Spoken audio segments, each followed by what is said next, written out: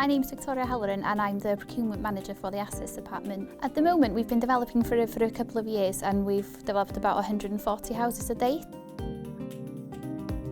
I guess there are a number of benefits. Obviously they get new housing, so they get them. Usually we can write in sort of local lettings policy so that local people can get housing. So for them it might mean that families don't have to move out of areas. They can stay within those areas where they grew up and where their family and where they've got their roots. Also we write into the contracts sort of community benefit clauses, which means that the contractors that we employ have to give back to the community. So that might be a specific project based on the community itself, and it's also in the form of traineeships and apprenticeships and that kind of thing, and we do wherever possible trying to look to our tenants to take up those opportunities. So all in all it brings a really positive impact on the area.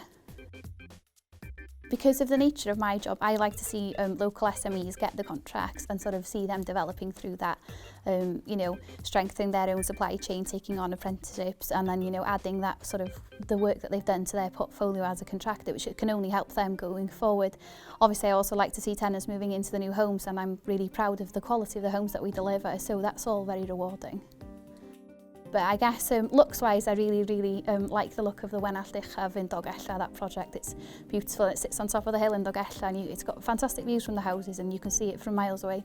But personally, on a personal note, I really enjoy the project that we're building in Hendra at the moment. We're working with a partner called CCG Developments on 45 homes, half of which will be for us social and half will be sold on the market. And it's just an exciting project to be part of. It's the biggest project we've done to date. There are other ones now that are becoming even bigger, but it's the meatier, larger projects that are quite exciting, and there's more chance to give back to the community.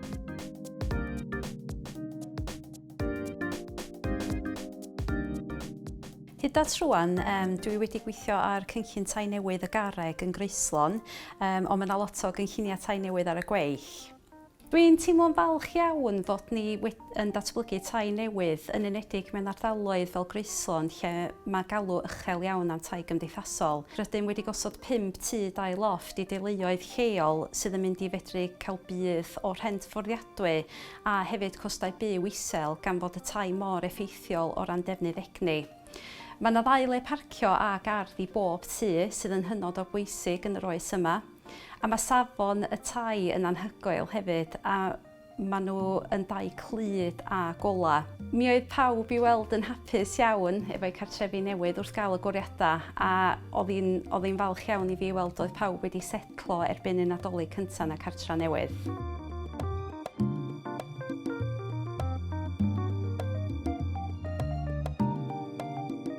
Williams Homes dy'r enw'r cwmni, da ni'n cydweithio ar y safle yma. Oedden nhw'n llwyddiannus yn ennill y tender am y gwaith adeiladu. Maen nhw'n cwmni lleol, maen nhw'n based yn Bala. Maen nhw'n cyflogi lot o contractwyr Cymraeg hefyd. Ac yn wir ar y safle yma, mae lot o'r iaith Gymraeg cael ei siarad yma, so it's neis i glywed. Maen nhw yn arbenigwyr mewn systema ffram coed Williams Homes, un o cwmnïau nhw. So mae hein yn tai timber frame fel da ni'n galw nhw. Sy'n golygu maen nhw'n mynd i fod yn tai andros y gynnas ac yn gynaliadwy gobeithio i bobl sydd yn mynd i fyw yn dyfodol.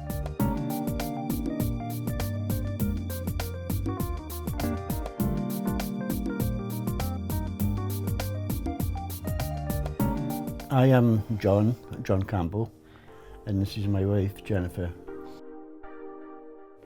So I found out that these houses were being built. We put our name down straight away, and they put us on the list, and we were happy. We were very lucky. Very fortunate to get this house. What we needed was somewhere to be nearer the town and the family. And without stairs. And without stairs.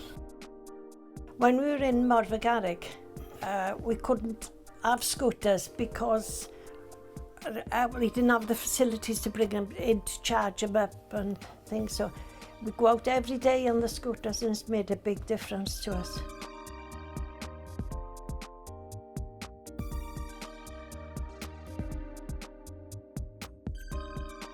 Ni wedi cael independence yn hynna.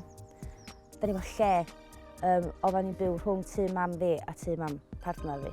Nath ni symud i fewn i fama, oedden ni'n cael stamp ni'n hynna ac da ni wedi bod mor lwcus cael tŷ brand new a mond hoel nis arno fo, a mae o'n ffantastig.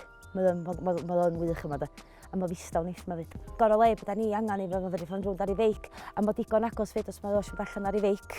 Dwi'n just gallu mynd efo, cos mae'n rwff o'r traffig o bod dim yma. This is home, I'm one. Na, dwi'n really hapus o'r funud. Cartre bach cynta ni anyway.